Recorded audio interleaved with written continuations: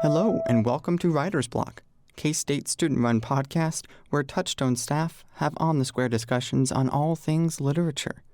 My name is Ian Lutz, editor-in-chief of Touchstone magazine, and today we have an exclusive chance to speak with author Adam Galanski-De León, whose upcoming novel, Szarotka, is set to be published this summer by Buffalo Books. Ask non-Midwesterners what defines the Midwest, and answers often hover around the pastoral. For some, the Midwest is the home of rolling grasslands, cornfields, and cow pastures. For others, it is a great expanse of nothingness sprinkled with the oases of small towns and polite strangers. Yet the Midwest also contains metropolises, from Kansas City and St. Louis near the south to Minneapolis, St. Paul in the north. And hugging the shore of mighty Lake Michigan is Chicago. Unquestionably Midwestern, at least geographically speaking, Chicago is in many ways the pearl of the Midwest, a hard callus formed against irritants. Indeed, the city of broad shoulders contains hard histories and even harder people, at odds with the idea of, quote, Midwest nice, end quote. Famous Midwestern poet Carl Sandburg, an Illinois native and coiner of the city's aforementioned nickname, writes as much in his poem, Chicago. And they tell me you are brutal, and my reply is, on the faces of women and children I have seen the marks of wanton hunger. And having answered so, I turn once more to those who sneer at this my city, and I give them back the sneer and say to them, come, and show me another city with lifted heads singing so proud to be alive and coarse and strong and cunning. It's no surprise then that Chicago has its own literary history, spawning works like Native Son, A Raisin in the Sun, and The Jungle.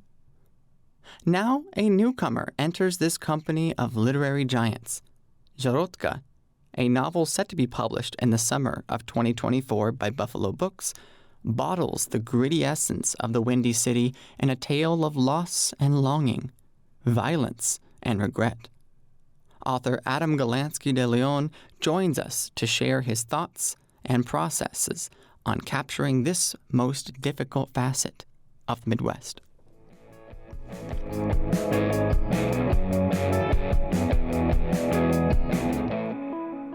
Would you mind sharing a bit about yourself for listeners? Who exactly is Adam Galanski-De León? Yeah, I was raised in the Northeast, in New Jersey, New York area, all outside the city. I moved here to Chicago, Illinois when I was about 21. I've been here for like 13 years now. I was always involved in music and touring and putting out records, just independent style and DIY tours. And then, but writing was kind of my passion when I was younger, and I got serious with it when I was late teenager, early 20s. But I also got frustrated with it in my mid 20s and gave up for about like 7 years. And it was really during the pandemic. And after that, when I got back into it again, I had time to write, I had time to read more. And I was working in a factory that was kind of the basis for the scene of the novel I wrote. And it was when I was coming home on the bus there that I kind of saw this man harassing couples as people went by. And that was kind of the basis for the first line. And from there, I just kept writing. And now I'm back at it again. That is absolutely fascinating because you seem like such a character, and the protagonist in your novel is just as much of a interesting, complex, difficult person to really describe. And for those who have yet to read the novel, your opening line is fantastic. In fact, many of your paragraphs end in these really eloquent and really gritty descriptions of life in the working class in Chicago. So I find it really cool. Plus, the fact you're in a band, I could talk with you for hours about what you play because I think that is really cool. Yeah. So as we continue talking about the book, any good discussion of a book has to have a good synopsis of its story.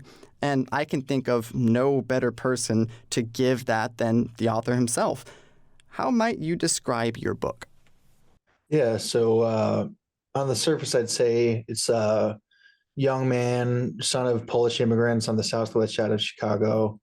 It's kind of, I'd say it's a braided narrative between, three integral parts of the guy's life, childhood, young adult, and then kind of what he's been shaped into by his actions.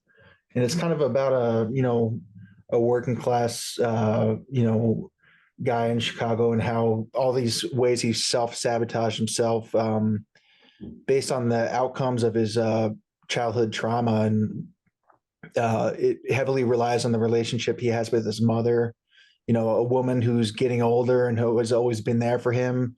But at the same time, he's, barely got to know her. And only as an adult does he realize, how much she means to him.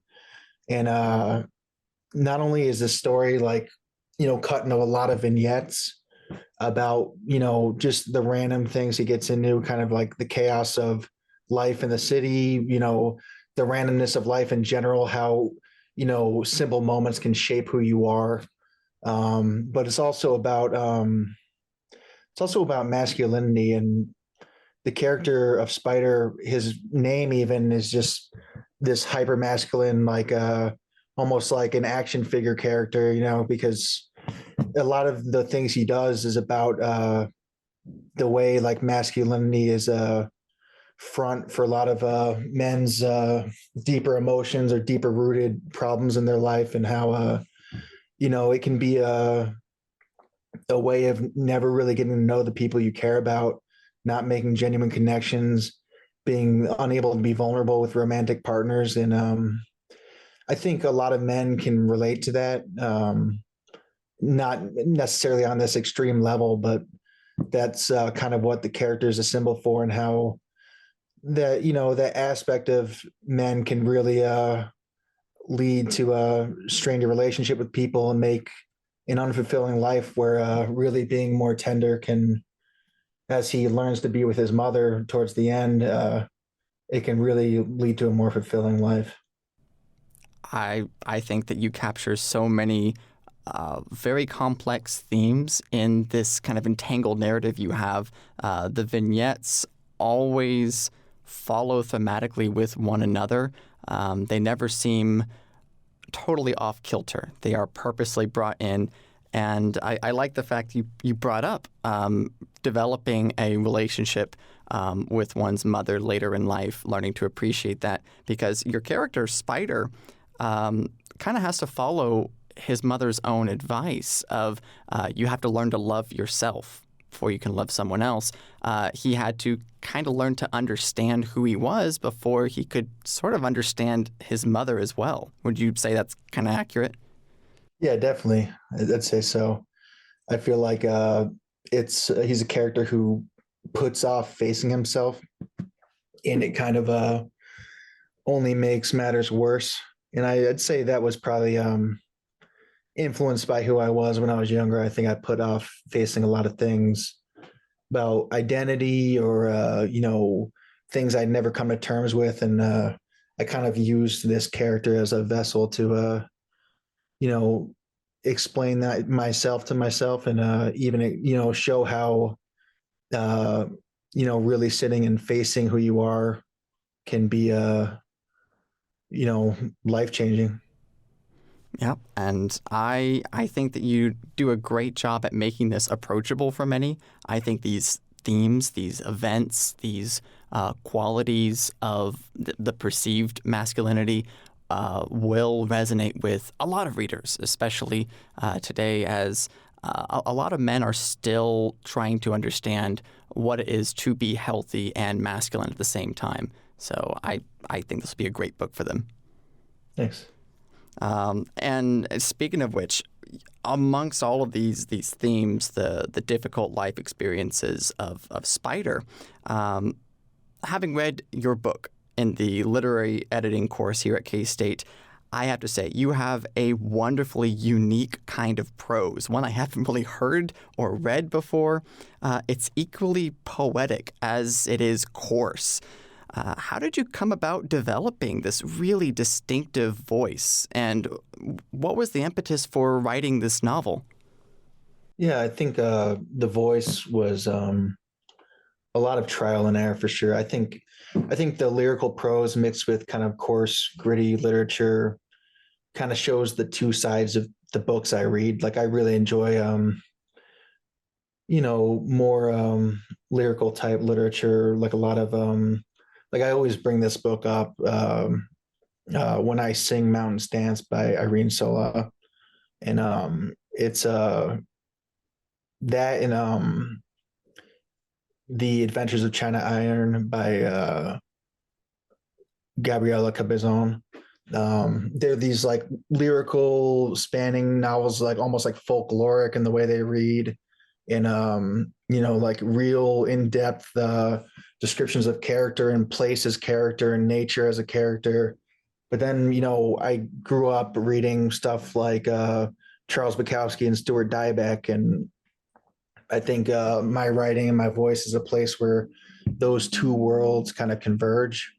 And I think when I started writing, my voice was in my 20s. I think I was, just kind of mimicking writers that I admired. And it was really after I lived more life experience and even branched out with what I read or who I associated with that I kind of developed my own voice, my own style, even my own goals for what I wanted to do with writing. Whereas I was kind of aimless when I was younger, and the main thing that changed was I was finishing a lot of things, and I wasn't necessarily using them. But each piece that I finished was kind of another stepping stone to really honing where I wanted to be, and that's kind of how I developed my voice. The inspiration for this novel, it was really that void, kind of where I wasn't writing, mid to late 20s, early 30s. I feel like I had to explain a lot of what happened in my life there.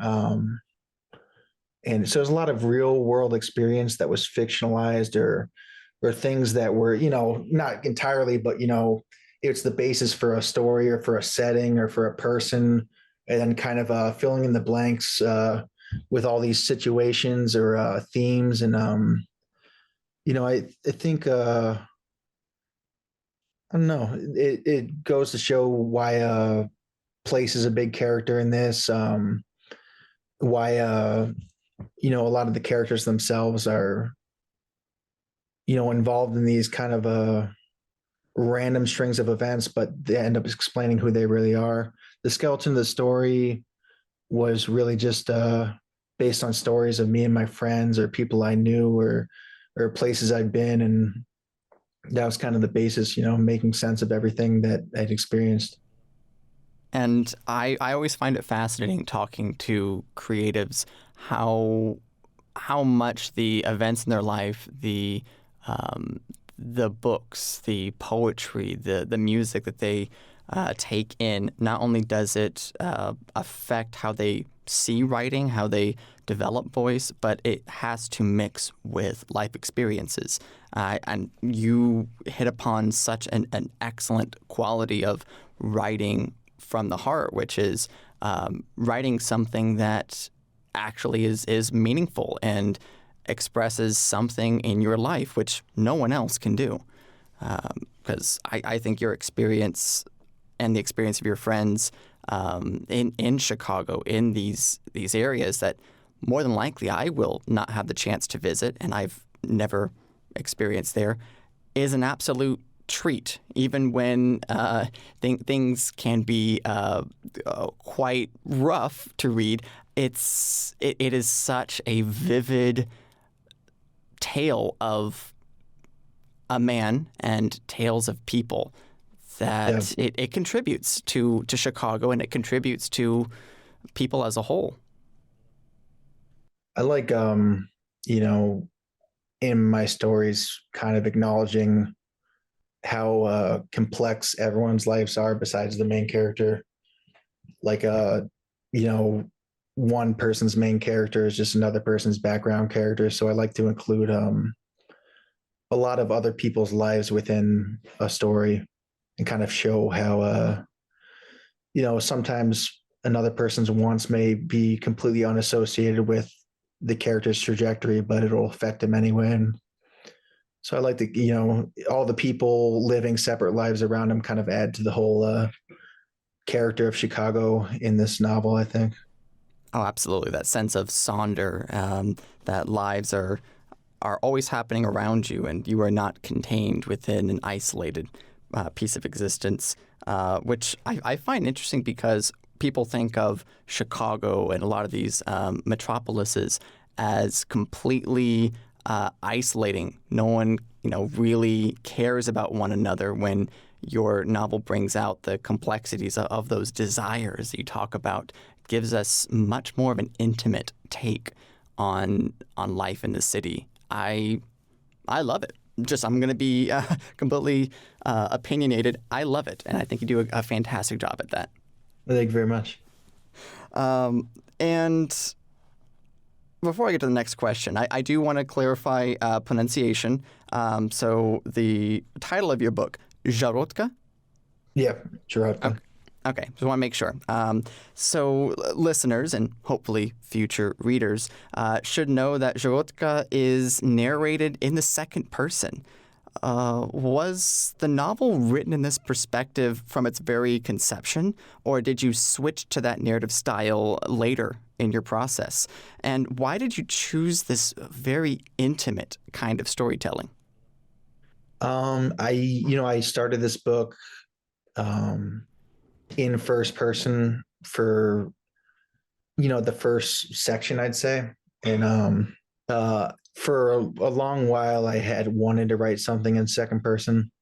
And I'd wondered why not many people did it. And it kind of made me apprehensive to even try. I remember fondly like reading kind of like,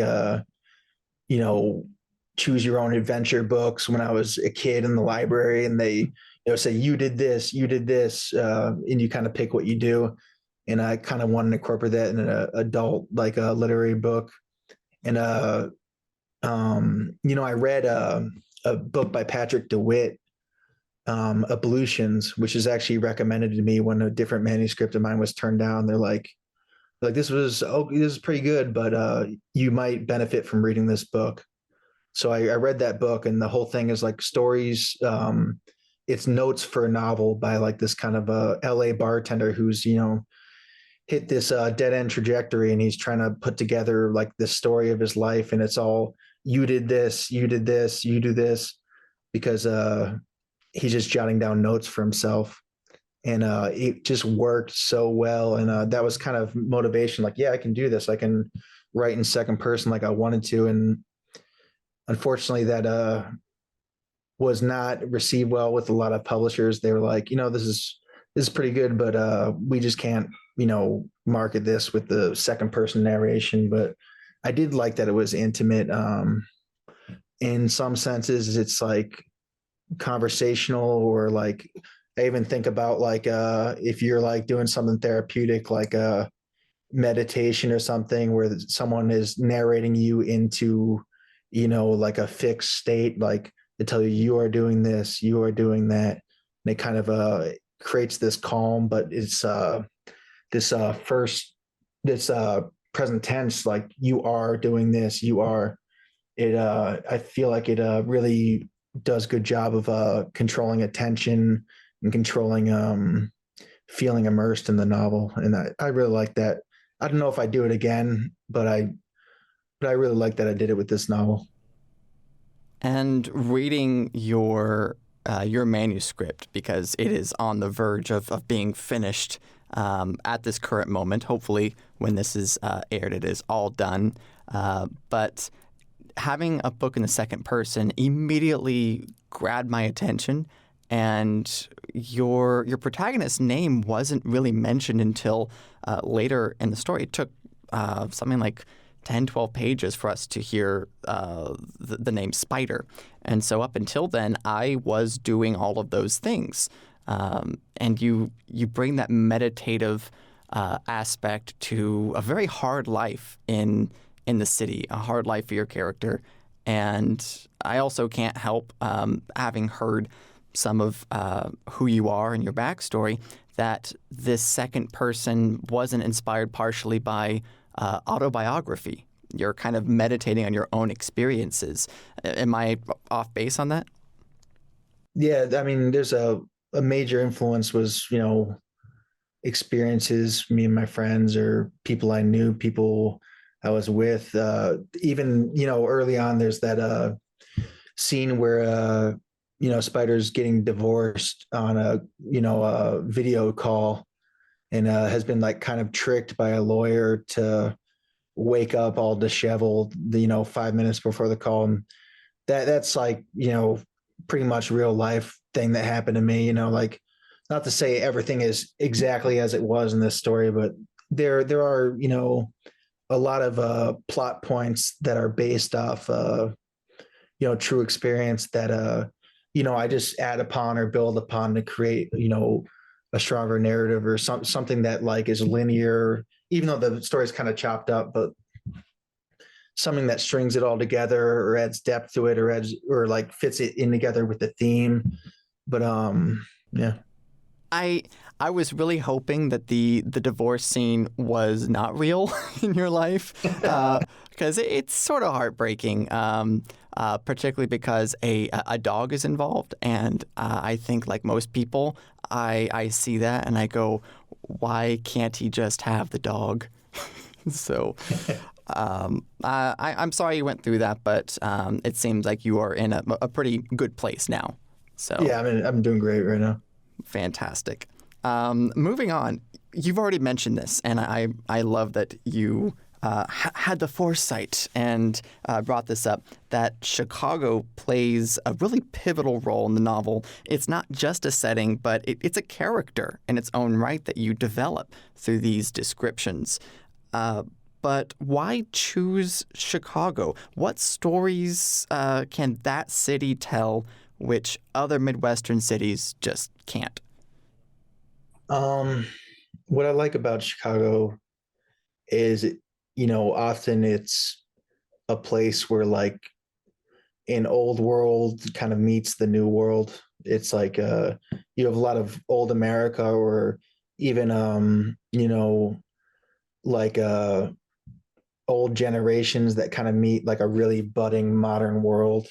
And I think that is a great place to start for a book that heavily focuses on the world changing around someone or the way someone changes based on everything moving around them. And I think that's a good start to something that's focused on the rise and fall of things. And I also really enjoyed writing about Chicago through a writer I love, Stuart Dybek. He was like a big inspiration of my writing. Like we were talking about gritty and poetic stuff earlier, and Stuart Dybek, I think, is a master of that. And he really documented a lot of the world and the neighborhoods around him, really focusing on Chicago as a central character, not just a setting. And that's something I admired and kind of wanted to emulate as far as like in my own writing moving forward. And I hope, at least maybe some readers think I could live up to that.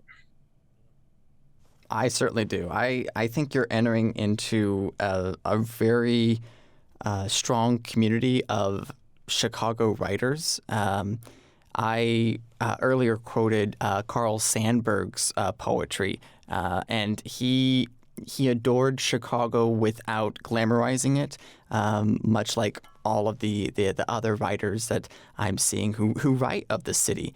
It is a place that does have a very complicated past, and it's built from that, as you mentioned. And I find it fascinating because, the character of Spider with these three different plot streams of distant past, particularly in New Jersey, and then more recent past, and then present day, kind of reflects that old histories building up.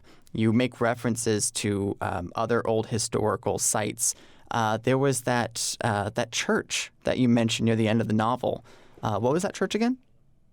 It's over by 18th Street in Pilsen. It's had scaffolding on it for years and years, and that you can kind of see from one part of the church. You can see downtown and like the skyscrapers, and then the other part you look out onto like the southwest side of the city.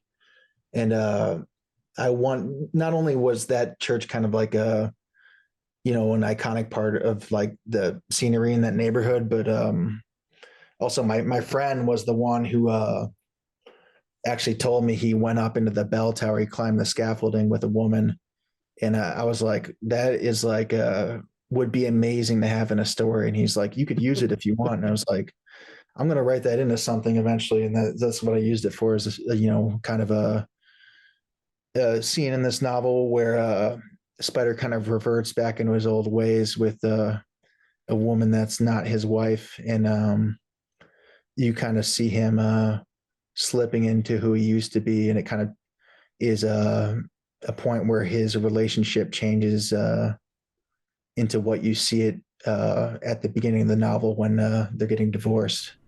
Oh, and the fact that, one, I think it's fascinating that you are making an amalgamation of friends' stories as well as your own to give a very broad understanding of experience of the city. I don't know if I'm reading too close into this. I am an English grad student after all, so sometimes we read into things that aren't there. Yeah. But using that church that has always been scaffolded, like it's under construction, but it's never finished. I think it's a fascinating scene for Spider, who has been trying to build himself up, has trying to improve himself, but that moment where he has slipped back into his old ways kind of reflects the church that is never changing. I don't know if that's something you intended, but I find it fascinating. Yeah, no, I agree with you. I don't think it's something I consciously wrote about, but it really does fit into his character as a guy who really, I feel like a lot in this novel, him as a main character, he doesn't change too much. I think the change is towards the end with some realizations, but a lot of the character of Spider is a guy who no matter how he progresses, he's a constant work in progress. He is constantly falling back in his own ways or sabotaging himself, or he takes one step forward, two steps back. And that really does fit into being inside a church that's just been constantly being worked on for years and years and never finished. I think that's cool. I mean, sometimes writers are just unconsciously brilliant. Uh, and speaking of like this 2 steps forward, 1 step back kind of cycle, without giving too much away of the story, of course, I noticed cycles of death reoccur in the story. You have Christ-like dreams of washed-up sea life, and you have scenes of rats feasting on their dead brethren in dumpsters. So the death of one life brings the life of others. Even Goose Island, the island you mentioned that you worked at, has this very real history of destruction and reconstruction. It was originally the nesting grounds of, birds, of geese. Then it became a place of immigrant communities, particularly Polish, if I did my research correctly. And then they were displaced to make room for industrial wastelands. Would it be accurate to say that death and rebirth is a pretty important theme in your book? Yeah, I think it's one of the major themes, especially I feel like a lot of Spider's dreams are based off that kind of cycle, like you were talking about it with the dream as the Christ-like figure on the beach, or dreaming of the deer dying in the street in front of him, or even seeing stuff like the homeless person drank himself to death before they go, and they're making love up in the church. Like, there's a lot of death is a big part of it, and things being reborn. I feel like even just in the scene where the newborn squirrels are falling from the trees, like there's a lot of imagery like that. But I think even the city of Chicago in this story is going through a lot of cycles. Things are coming and going. The world's changing. The neighborhoods aren't the same as he knew when he was young. Things are constantly becoming different. And I think Spider, as a character who doesn't change too much, uh, I think his major change is realizing that the world changes around him and he's not in control of that. And that helps him be in control of himself. It's kind of the revelation that, like, I feel like a lot of his character is that he can't handle the changes that are happening around him. He can't handle the changes that are happening in his life. And when he kind of accepts that towards the end and focuses on, the direct people around him, especially his mother, that have always been a constant with him, I think that's where his major change as a character is. And I noticed in the novel he always seems barely able to keep up with change. You do make references to a lot of gentrification in the novel, where parts of neighborhoods are just completely revamped into these more hoity-toity places that are so alien to the neighborhoods that once were there. So the idea of Chicago and other places being torn down and reborn. The squirrels part I had forgotten, and now that I remember it, I have become sad again. But it's so consistent that I figured it has to be intentional. And hearing your rationale for it, it makes perfect sense for Spider's development and the development of the story and of the city. With the last few minutes that we have, I suppose I have just one final question to ask you. Potential readers are going to look at the title of this novel, Szarotka. What does it mean? It's just Polish for Edelweiss. I used to go take the bus by this Polish flower shop all the time, and it was by the same name. And I like that idea of, this like white flower that's kind of like high in the mountains that people climb to get, or, go through a kind of a struggle to get there to pluck. And it kind of helps me riff off, his mother's love for her son, how she, struggles for him through the good and bad. And the way she perceives him as this kind of, she sees the kid in him and the pure heart in him, even when it's really hard to get through to him. And going off that, I think it kind of makes the mother, I'd say, pretty much the most important character in the novel, outside of Spider. I think they both need each other for that reference to go through. And yeah, I like that idea of just how someone who has a lot of issues with themselves still has some sort of goodness inside of them, or I don't know. No, I think you explained it very well. Having this, no, I'm being honest, because amidst all these things that we see of violence, of regret, of in some cases filth, having this very pure and very beautiful flower. Those of you who look up Edelweiss, and how his mother sees him as that, and in turn her kind of being like a Szarotka, it's such a valuable tonal difference that we kind of need to have some kind of hope for Spider, hope for his relationship with his mother.